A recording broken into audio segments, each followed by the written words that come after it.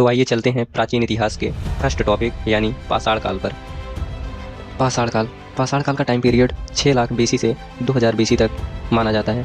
माना तो 20 लाख बीसी से 10,000 बीसी तक भी माना जाता है, काफ़ी टीचर्स भी बताते हैं, लेकिन आप कंफ्यूज मत होइएगा, ये आपको अलग अलग किताबों में अलग अलग टाइम दिखाता रहता है। तो हम पाषाण काल को मुख्यतः 3 भागों में बांट कर पढ़ेंगे। ताम्र पाषाण को हम बाद में पढ़ेंगे, ठीक। पहला पूरा पाषाण काल, दूसरा मध्य पाषाण काल, तीसरा नव पाषाण काल। पूरा पाषाण काल का टाइम पीरियड 6 लाख बीसी से 10,000 बीसी तक था। मध्य पाषाण का टाइम पीरियड 10,000 बीसी से 6,000 बीसी तक बांटा गया है। तीसरा नव पाषाण काल, इसका टाइम पीरियड 7,000 बीसी से 2,000 बीसी तक बांटा गया है।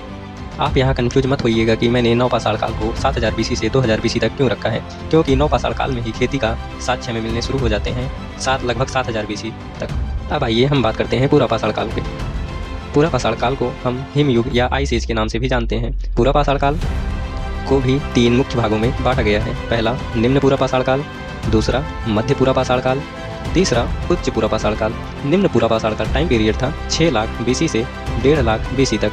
मध्य पूरा पाषाण का टाइम पीरियड था 1.5 लाख बीसी से 40,000 बीसी तक। उच्च पूरा पाषाण का टाइम पीरियड था 40,000 बीसी से 10,000 बीसी तक।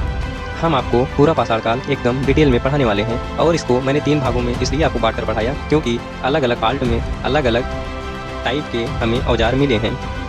यदि आप अभी भी कंफ्यूज हो रहे हैं तो हम आपको विभाजन का आधार भी बता देते हैं कि हमें विभाजन करके क्यों पढ़ना होता है।